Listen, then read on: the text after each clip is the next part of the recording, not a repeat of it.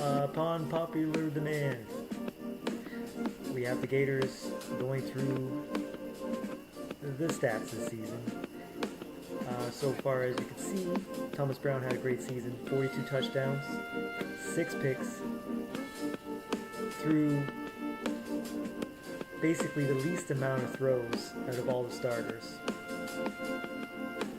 Ridiculous season for Thomas Brown. Although, next to the most yards in the season, he was over like almost 1,000 yards less than the guy who threw the most yards. Pat Hall. We all know about Pat Hall. Yeah, but Thomas Brown still has the best quarterback rating, and he has for so many seasons. One of the most efficient quarterbacks like ever. Corey Moore, though, man, I don't know what's going on with the Vipers, but other than kicking my ass, yeah, Corey Moore's got to start doing a lot more. But yeah, let's move on from that. Hall threw the most this season.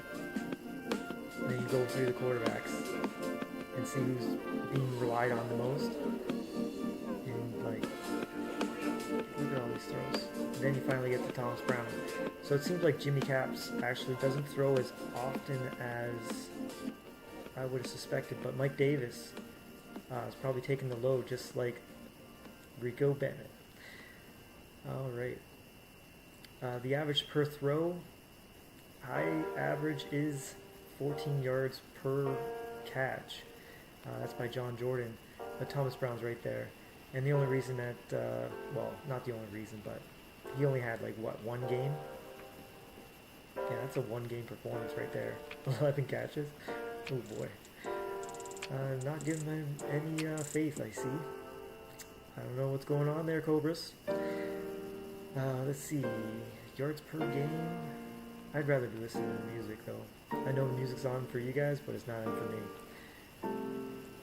Yeah. Pat Hall. Holy crap. Like almost 300 yards a game. Mike Archer. Again, Mike Archer always has a receiver that has like almost 2,000 yards catching. That's pretty high. But Jay Bomber's a ridiculous quarterback. I hope he knows how lucky he is to have his own name-branded quarterback on the field. Let's see who got sacked the most. It's going to be Eric Bell, their offensive line, prior to the retirement phenomenon. Then next is Mike Archer, but with the amount of throws that Mike Archer does throw, it kind of does make sense. But Eric Bell, I guess he's not that far behind. I guess 300 attempts per game seems to be what the average is,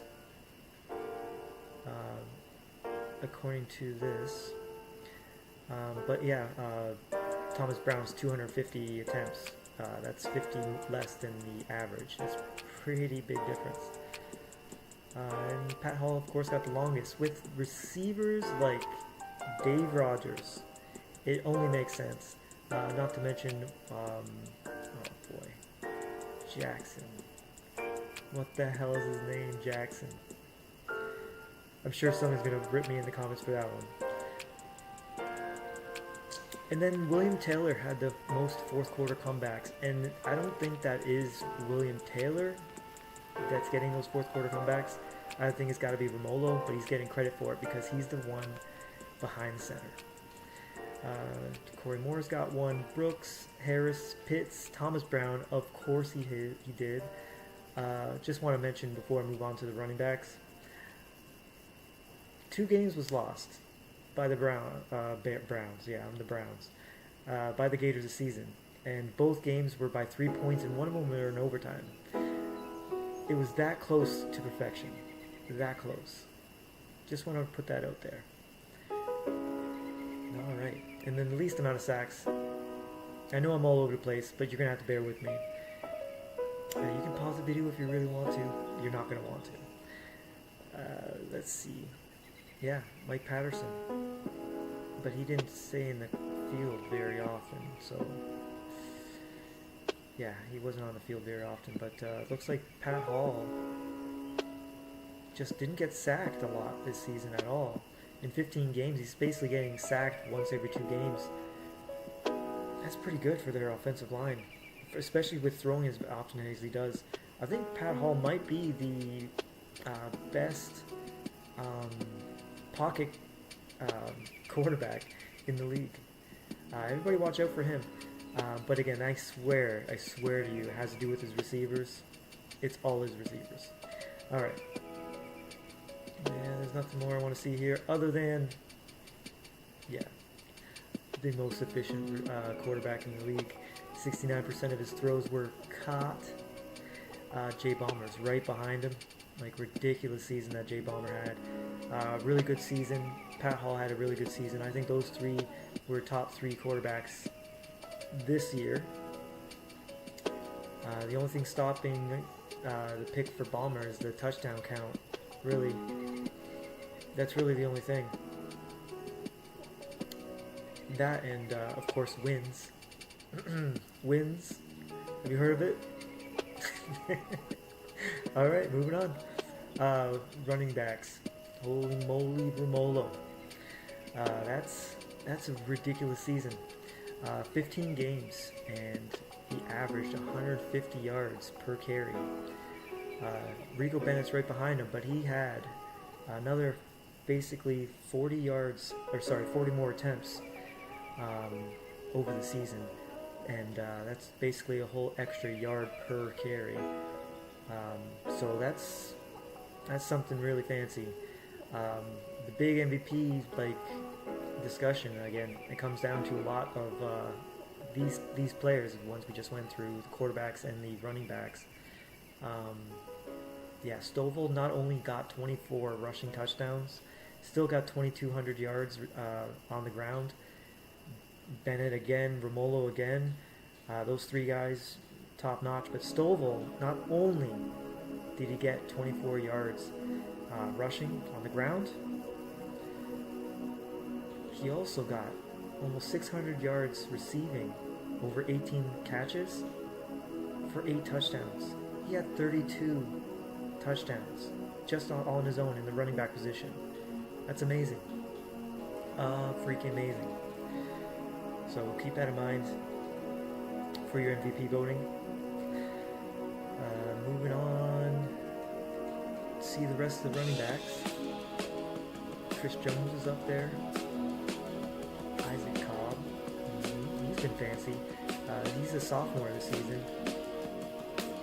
Yeah, he's really showing up. You know what? I like Ben Harris, but I don't know why they're not using Ben Harris. Probably because of lack of receivers. I almost guarantee it's because of lack of receivers. And we got some action from the Cobras on the running front. And we got Aaron Horn. They say, when I say they, I mean the Wildcats owner, John. They don't rely on the run. I have to disagree. They do have not a horrible running game. If you're looking at what ranking in the league, we're talking 6, 7, 8. He's right in the middle. So they do have a run game. It's just they definitely don't lean on it as much as that passing game that they have. As again, when we get to the receivers, you'll see. Actually, there's a few strange anomalies there. Looking at the yards that their receivers get, but they have 3 top-end receivers, 90 plus. So again, I think they have the best receivers for the league. Next to them is the Demons. That's just my opinion. Yeah, I would even say the Demons have a better receiving core. The only difference is height and overall speed. But yes, Gary Mason, again, underwhelming. This guy has been known for some pretty good seasons where he got a lot more yards than 1,600. And we got Bryce Locker. I don't know why the Rhinos haven't had much of a run game this season. I don't know what's going on there. Something needs to be going on that's not giving him the ball. Yeah, that doesn't make any sense. But he's still getting 100 yards a game, so can't complain really. there's no way Pierre Palmer only had less than 1,000 yards. Did they have any other running back? They must have started another running back. They must have. Luke was in there, Jackson, they split time. And then Thomas Brown, nice. The first quarterback on the list. Nice. But McNeil had 4 additional rushing touchdowns. Now, he threw 26. Just keep that in mind. So, again, the Dragons have a whole bunch of players that basically play more than one position. Now, they have a quarterback that plays running back, and they got a running back that plays receiver. That's pretty interesting. We have a lot of intangibles on that team, but it's got to translate. It's got to translate to what we all are playing for, and that's wins. So yeah, they got to work on that. Yeah, there's Corey Moore again. They're good on the run. They're just good on the run. William Taylor's in there as well for quarterbacks, and oddly enough, Benjamin Harris. Very strange. Didn't think I'd see him up there in like 300 yards. I didn't think at all. Alright. This is very interesting. Fullback, baby. Fullback power. You're going to watch that. Next season might be used even more. There could be some things happening in Gators locker room. But yeah, the big talk of the town is Romolo, Bennett, Stovall. Great seasons. Great seasons. Great seasons. Let's see, who had the most broken tackles. Well, the top guys. Just keep note of the amount of fumbles. Turnovers are not something that should be ignored. Because turnovers can make or break any game. Looks like the most for running back is 4, so it's not that many, but still 4 is a lot more than what you want. So after the first hit, with the amount of yards after that first hit, we got Bennett, and then next is Romolo and Stovall. Looks like Bennett, after he gets hit, he keeps going, and that's what we got Bennett for. And with the amount of touches he gets, it kind of makes sense. And then we got the amount of broken tackles. That's 5 additional broken tackles over Stovall, and then we have Romolo right back behind him. We got Chris Jones, Aaron Horn. See, Aaron Horn's nothing to shake a stick at. Again, 3 fumbles is nothing to ignore either. This is pretty good. Over 20-yard rushes. Looks like Romolo, once he gets open field, he's just gone. He's just gone. There must be a lot of design runs specifically for Romolo and his style of run. So I'd like to see more of that going forward. Of course, not in the finals. Yep. Didn't see too much of Romolo in the finals there. Up to the finals, though, he was showing up. Yep. We got some Cedric Burley action with the 20-plus yards rushes, which is pretty impressive. And then we have Isaac Cobb. This is very good. Very, very good. Anybody that is underwhelming is kind of Chris Matthews. Would have expected him to have a little more. Yeah, Chris Matthews had underwhelming receiving, showing this, or rushing, showing this season. Very strange. Anything else we can see? The longest rush. Derek Crowder had a 99-yard rush. He must have been on that 1-yard line. Pretty good. When you're back down that far, be able to take it to the house. I think, yeah. Thomas Brown did that with the quarterbacks. It wasn't his quarterback sneak. It was a play-action rollout, and he took it to the house on the 1-yard line. That wasn't last season. It could have been the season before that. We're going to have to look at that. But I think that's the longest. I think that's for sure the longest rush by a quarterback ever in league history. But that's not this season, and we're talking about this season right now. Then you got Tompkins, Romolo. Tompkins is, again, if they use him right, they can see a lot more out of Tompkins. Gary Mason's up there for long rush.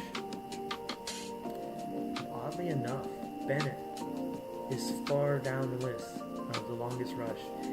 He gets a lot, in my opinion, a He gets a lot of those short yardage rushes, and yeah, he goes for them first downs. And I'm happy with like the Gators here. We're happy with 5 yards of carry. I don't mind that.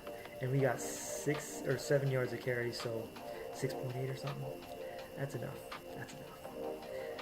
Going into receivers, we got Sean Mother Rucker. Sean Mother Rucker had 96 receptions this season. That is ridiculous. He stands head and shoulders above any receiver in the league. Honestly, he should be in the MVP discussion if it wasn't for the lack of wins. And that's the only reason that Stovall's kind of getting a little shunted there in the discussion. Wins mean a lot. And when it comes to MVP, like, what are we playing for, guys? We're playing for wins. So, like, if you can have performance, like if I just ran every down and didn't throw one ball, just imagine how many yards Rico Bennett would have had. That's a big deal, and yeah, that's a big deal.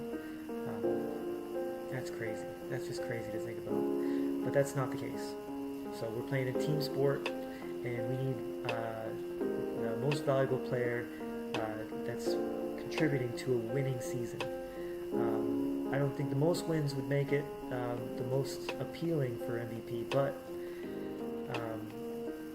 having an almost perfect season with only 6 points stopping you as the Gators from having a perfect season, that's gotta mean something when in the discussion of MVP. But again, it wasn't just Thomas Brown. We had Rico Bennett, and as you'll see, I didn't just have Rico Bennett, and I also had Henson, and not too far behind, Nicholas Hawk, who's second-year pro,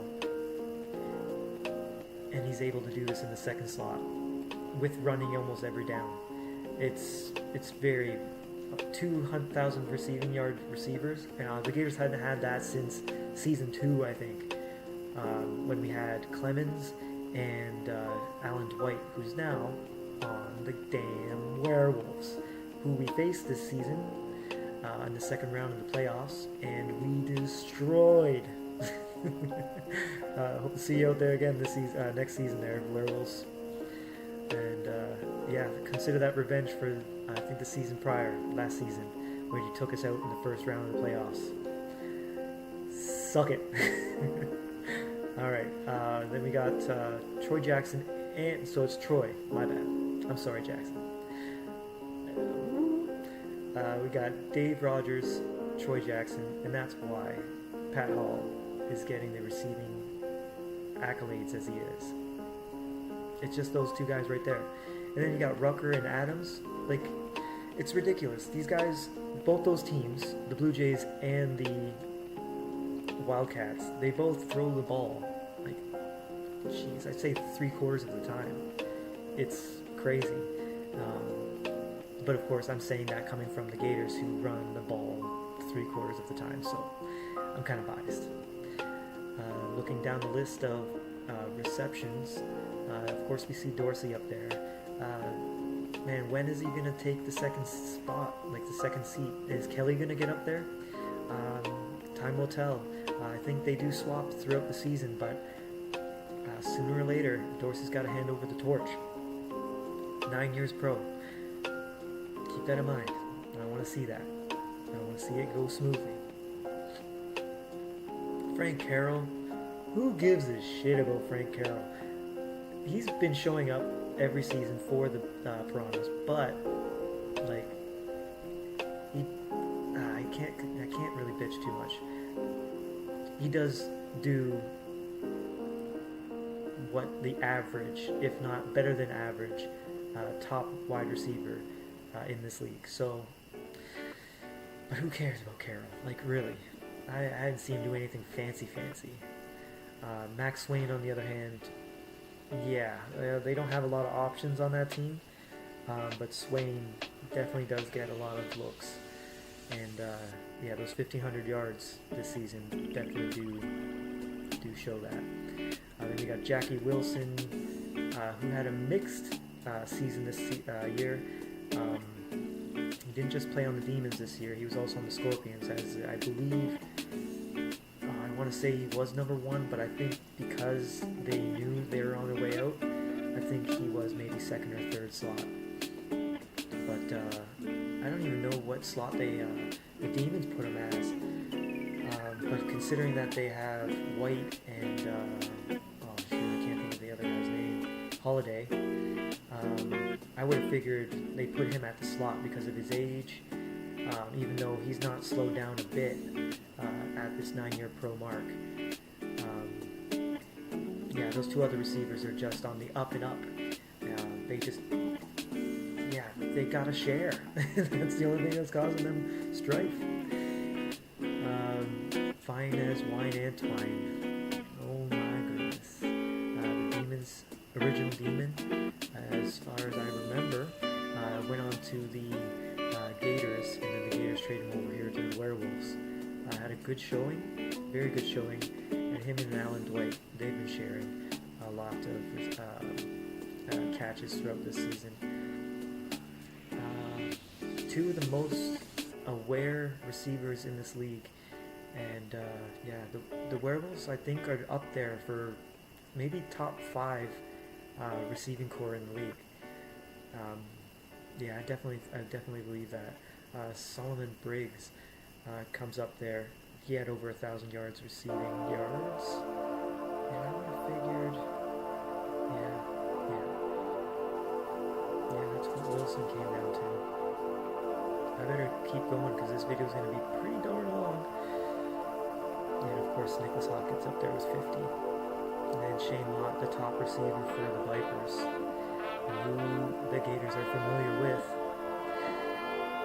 Regrettably, he had over 50 receptions. That's strange seeing how the second receiver of a non-pass heavy team, run-heavy team in fact, of the Gators, almost getting the same amount of receptions. Does that mean that, man, what the heck's his name? I can't believe I can't think of the, man, he's burned me enough to know his name. There's no way he's that low. Have I missed him? There he is. Johnny Jones. That makes sense. That makes sense. Johnny Jones is the number 1 receiver.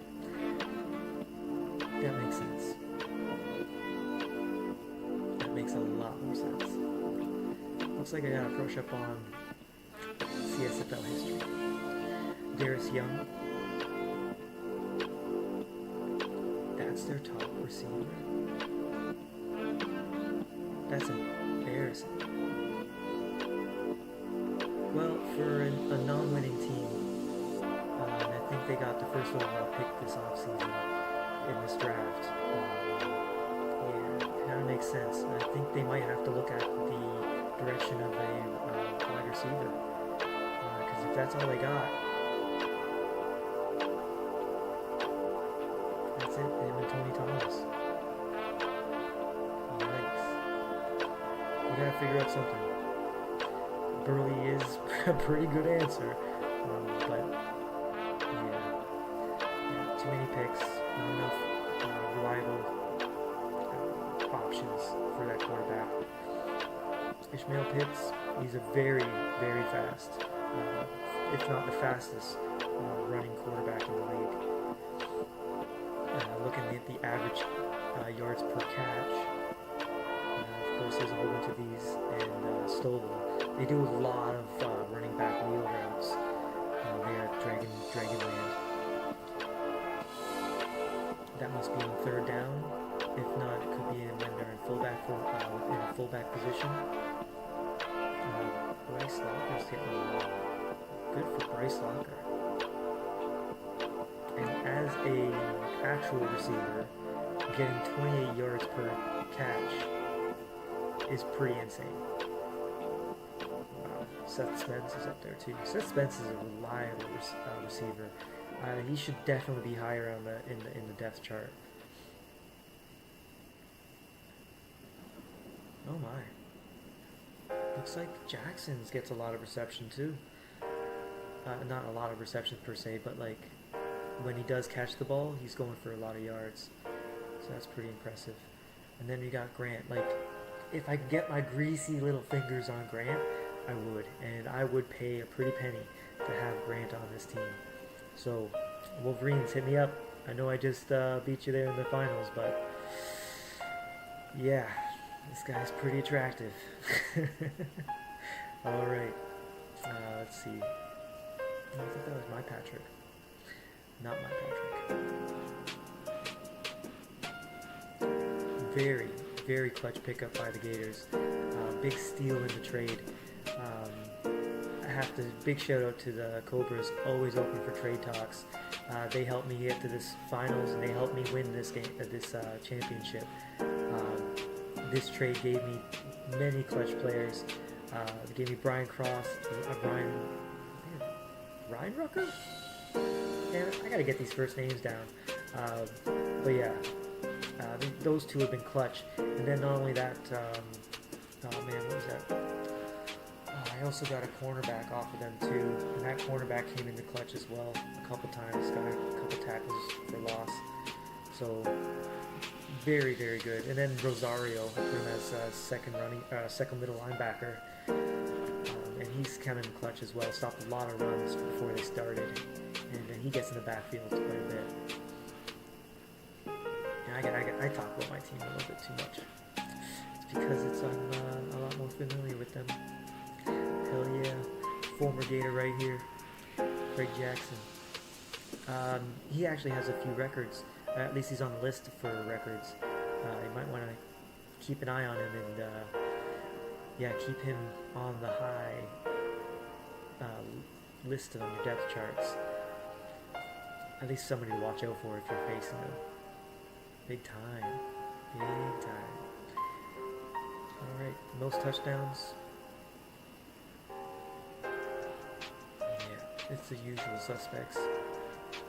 Very surprised. Like, the Gators don't usually throw touchdowns, but I think because of the ratio that we have with the running game, it gives a lot of room for the receivers to find space, and they're getting touchdowns in that space. I don't know. Hats off to Thomas Brown, Darius Henson, and Nicholas Hawk. Hell yeah, Nicholas Hawk, who was picked up and acquired from the Demons with a trade, and I'm surprised they don't start Dombrowski over Morris at middle linebacker, but they do what they do, and they're not struggling too bad. They did make the second round of the playoffs, and they faced the Wildcats, so they do know what they're doing. Yards after catch, and it's Troy Jackson. This guy catches it, and then he just goes. Holy moly. 6'4", 196 pounds. That's a prototypical receiver if I ever heard one. One that you want, just like Chad Grant. Oh yeah, Chad Grant. Johnny Jones is up there, but can you believe it? Johnny Jones was drafted by the Vipers early, 8 seasons ago. So it seems like in the 3rd season, that's when he was drafted, and he's been built. How to explain that? He's been. I don't know how to explain that. He's just been used and put in a position to succeed on the Vipers ever since he was drafted. 1,300 yards shows pretty good numbers there, but they gotta translate to wins. I don't know what's going on over there. Maybe they need more versatility or more variety. I don't know what it is. But Nicholas Hawk's up there. Holy moly. For a yak? Wow. Nicholas Hawk. Hell yeah. Hell yeah, brother. Yeah, Brian Cross, clutch pickup in the mid-season before the trade deadline. Very clutch pickup. Former Gator right here. A lot of former Gators out there. We do trade a lot, and we're not going to stop. Although, just a little inside information, the Gators are basically set for the next 5 seasons. We don't have to make any moves. It doesn't mean that we won't, but we don't have to. And I like that position that we're in. Yak average. Now you gotta have more than that for yards. I think you need at least 500 yards to be somewhat notable. It's Spence again. Don't dismiss Spence. He's quite the receiver. Oh, damn, Aaron Horn's in there too. Again, that wheel route stuff. That's where it's at. Patrick's got to be the 3rd receiver on that team, and he's got that many yards. That's not that bad. That's quite respectable. Reggie Rucker. What did I want to call him? I didn't even know what I wanted to call him, but I certainly wasn't going to call him Reggie. What the? Alright. And Thomas Stoll. Don't sleep on Thomas. Travis. Oh my god. These first names are going to kill me. Yeah, it looks like the Demons have Butterfingers for receivers. McGrew's got to be the 3rd receiver on the Wildcats, if not the 2nd. It's got to be the 3rd, yeah, 3rd. 400 yards would reflect the 3rd slot. But yeah, you don't want to have drop passes, especially in this league. Yeah, these things turn into interceptions pretty quick. And with the sliders, the way they are, the CPU sliders, there's really no reason to have any drops. And when you do, there's got to be something going on. But it seems like the tight ends get a lot of the, not just the top two. Right on.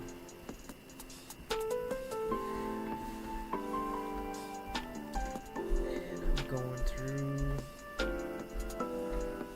longest reception. We got 88 yards for Troy Jackson, Chad Grant, Dave Rogers. Again, it's just long bombs from the Wildcats. And these are like right off of the kickoff. These aren't just like, oh, you know, a first down here, first down there. These are right after the kickoffs. Maybe second down, first down they don't get anything, and then second down they just bomb it. They do that a lot. Bobby Jackson, he's getting some showing, eh? That's not a lot of yards. I hope the Cobras are using them. Oh, maybe it's, yeah, partially through the season, because when he was on the Gators for the first 5 weeks, he was like the 4th receiver, so I could see why they wouldn't get a lot of receptions, or he wouldn't get a lot of receptions. Now looking at the offensive linemen, the Gators have the best tackles in the league with Amir and Fields. The best. The Dragons have this guy coming up here, Dan Mueller. And then we got David Austin on the Demons. And then Dominique Phillips. These guys are young and up and coming. And they've been here for the last 2 seasons. They've been showing up pretty good numbers. So hats off to them. Andrew Thomas, former Gator, traded to the Cobras back, oh boy, that had been like 5 seasons ago. And he's been their number 1 left tackle ever since. And he's been showing good numbers, except he's given up 5 sacks this season. That's a lot of sacks. A lot of sacks. Yeah, the Monsters. What do they got for the quarterback? I think they've been sliding through a lot of quarterbacks. But they should come to some kind of conclusion sooner or later. They've got to. They have got to. But yeah. Oh boy. Looks like the Cobras' offensive line needs some work. Oh boy. Whoa! You have to worry about that because he's not starting the season coming up. He's going to be on the bench. And we got Big Baby Babineau starting at left guard position on the Gators this season. Season 11 is going to be big. just like Big Baby, who sat on the bench all this season, just to let you know. Yeah, the first offensive lineman that didn't let a sack in, it's going to be Keon Gross. And that's on the team that also has the least amount of sacks against. Yeah, the Wildcats are amazing. Freaking amazing. On the defense, we got Fred Smith, Andrew Smith, who's a rookie. He should be in discussion for defensive rookie of the year, or defensive rookie MVP, as we call it. We gotta figure out the name. I think that's what we're gonna call. That's what we call it. That's something I gotta figure out with Johnny. Alrighty. And then we got Big Glenn Anderson, who the Gators passed up in the infamous breakdown. I had a breakdown of that season in the draft. My goodness, it's between him and Darren Matthews, I believe, and I just fumbled tremendously. So good job on the Wildcats picking him up. That's very smart. He had 12 tackles for a loss, 2 sacks, 3 interceptions. Almost a no-brainer for a defensive MVP. The only thing that makes you think otherwise is Marvin Castrani. He had a forced fumble, and Anderson did not. And he had 6 interceptions, 2 of which ended up being touchdowns. And with being a cornerback and still getting 50 tackles, that's impressive. That's amazing for a cornerback to get that many tackles. And if you're looking at the amount of sacks for who's got the most in the league, looks like the Werewolves have the 2 most sacks for a player on their team. And they got 2 more coming here. Like, holy moly. The Werewolves, man, they're always getting to the quarterback. Whatever defensive scheme that they've been using has been working. So keep an eye on for the Werewolves. Yeah, that's crazy. They have a lot of top-end players with getting sacks. Yeah, that's crazy. I kind of want to say just by the numbers, and I don't recall what playbook they used, but it sounds like it would be a New England defense because they disguise a lot of their blitzes, and they have many different formations where they sometimes have 1 defensive lineman and like 6 linebackers.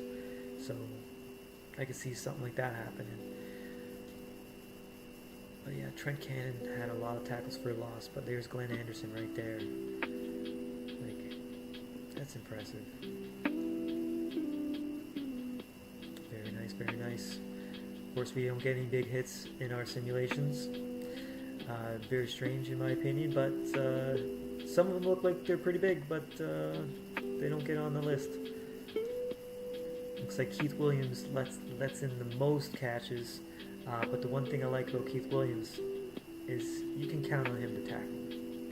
You can count on him. There's few and in between where the receiver makes the catch and they pass him. So I'm very impressed with the way Keith Williams has been playing, despite the amount of catches he allowed.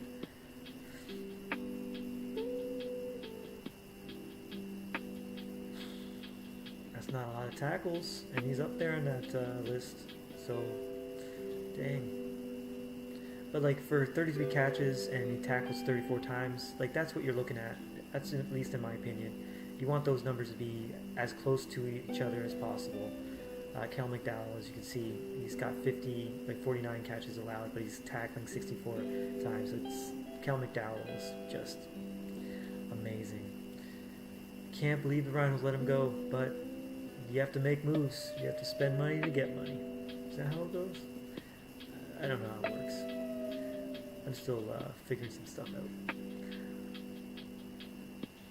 Yeah, that's how that is.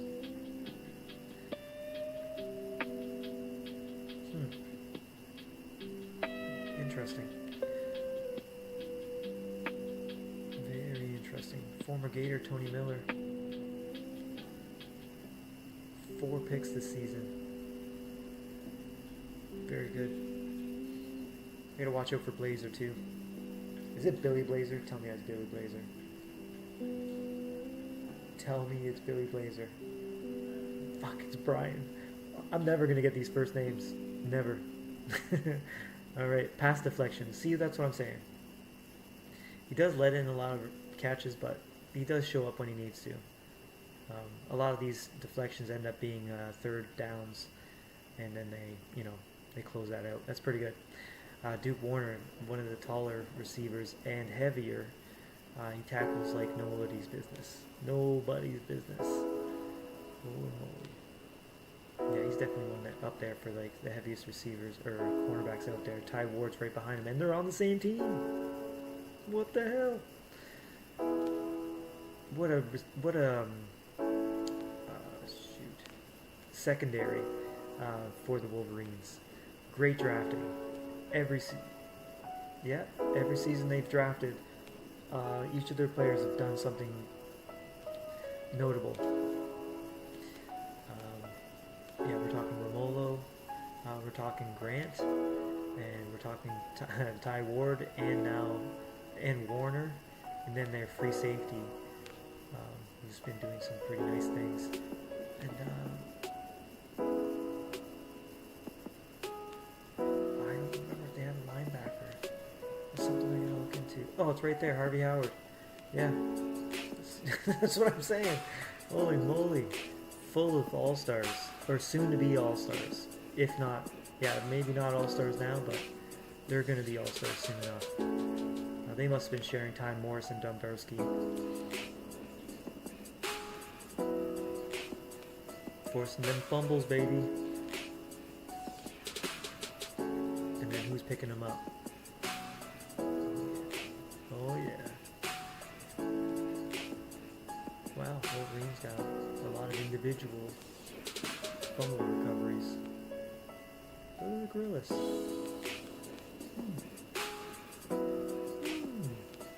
So it's not their defense, is it? Interesting. Very interesting. Anybody block anything? No. But we got 2 safeties. Oh, now I wish I could say that safety was when he was on the Gators early in the season, but it wasn't. He did that for the Cobras. You're welcome. And then defensive touchdowns. Nice. Gators got 1. There's a couple teams that had 2. I'll look at team stats in the next video, or I'm going to stretch this one out and keep going. I don't know how many minutes this is, but it's been 43. This is going to be a nice long video.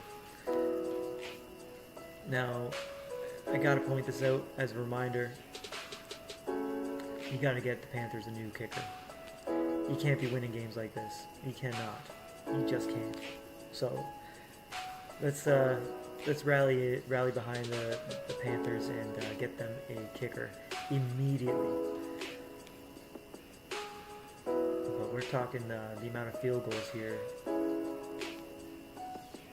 It has to do with the teams that's scoring the most touchdowns. But it almost seems as though good for you guys. Freaking, we got the Bears, Wildcats, Vipers, Cobras. They seem to score a lot. Looks like 55 yards is the longest they'll ever try to kick. And trust me, these guys can have the leg. Game-winning field goals. Oh my goodness. If it wasn't for their kicker, they would not have had second seed. That's very important thing to think about. Wow. Even Cody McCoy had a couple. Damn.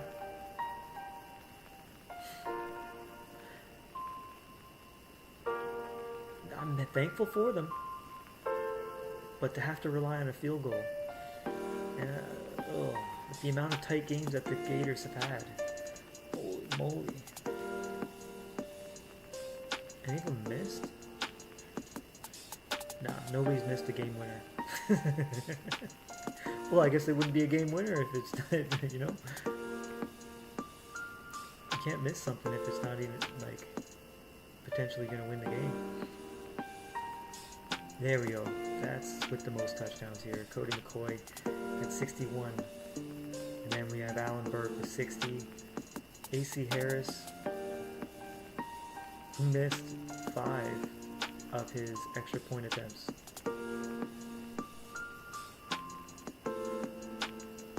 Man, we gotta stand out there with picket fence, or not picket fence, but what the heck is it? Picket? I don't know what the word picket has come from, but we're picketing, all right? We gotta picket for a pickup of a kicker. Picket for kicker? Kicker, picket? I don't know, something's there. I'm paying way too much attention to these kickers here.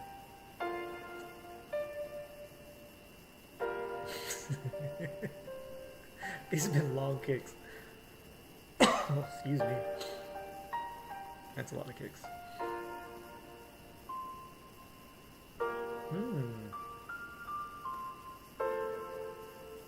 Interesting. Nice. Cody McCoy had the most touchbacks kicked. For punts, I'm assuming. So that's just kicking right through the end zone.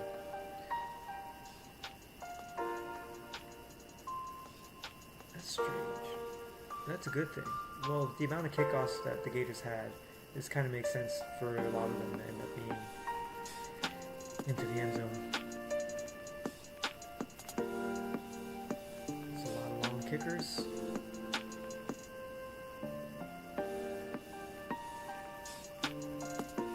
We have the Monsters, who seem to have a lot of what would you call this? Yeah, I guess it'd be 3 and outs. That's caused by 3 and outs having to punt. That's a lot of 3 and outs. And I wonder who have the least. Good.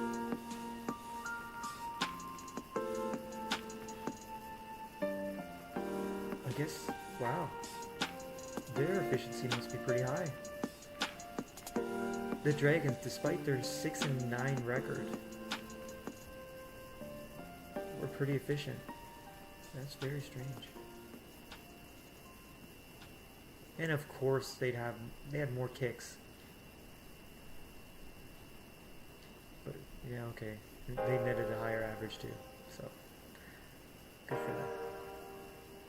Looks like Grimm is the best punter. Yep, makes sense. Inside the 20, this is coffin corner punts.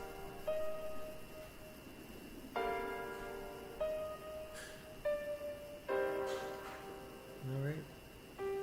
At least you're not punting too often, you're not going to get that many. He does kick him in the end zone though. Good job, Barton. Number 2 bus, baby.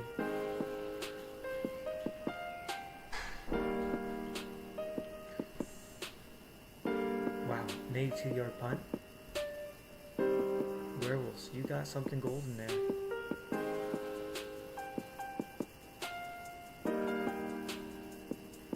First.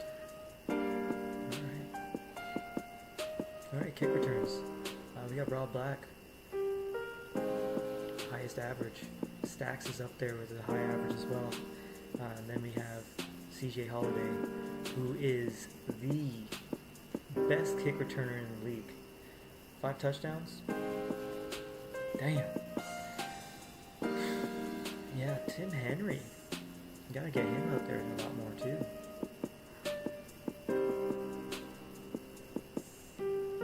Josh Ingram, former Gator.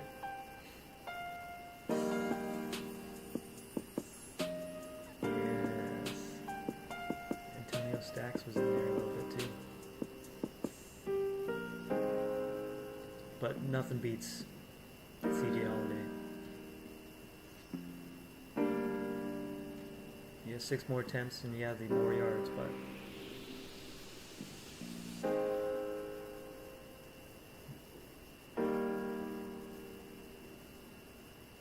see, I think this has to do with getting scored on. You get a lot of kick returns if you get scored on a lot.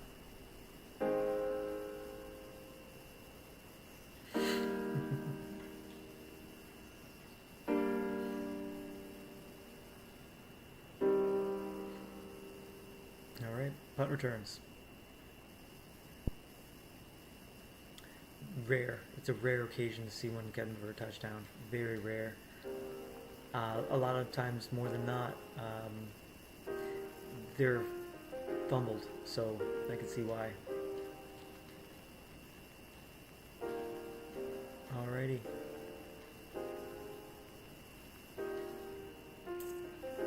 Nothing really to look at here. Nothing. So we're looking at first downs. Benjamin Harris,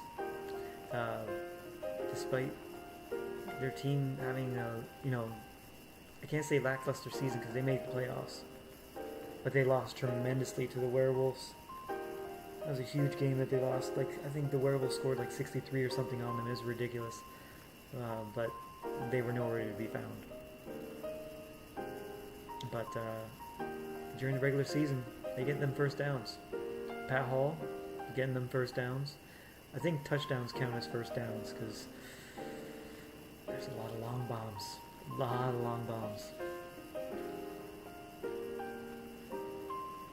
Oh yeah. See, Ishmael Pitts, like, for being an inefficient quarterback, I think they just need receivers. That's all they need. Like, Cedric Burley is pretty solid, but I can't think of any receiver that they got that's notable. They might have that one veteran, but like, that's it. Billy Francis. Y'all talk mad shit about Billy Francis.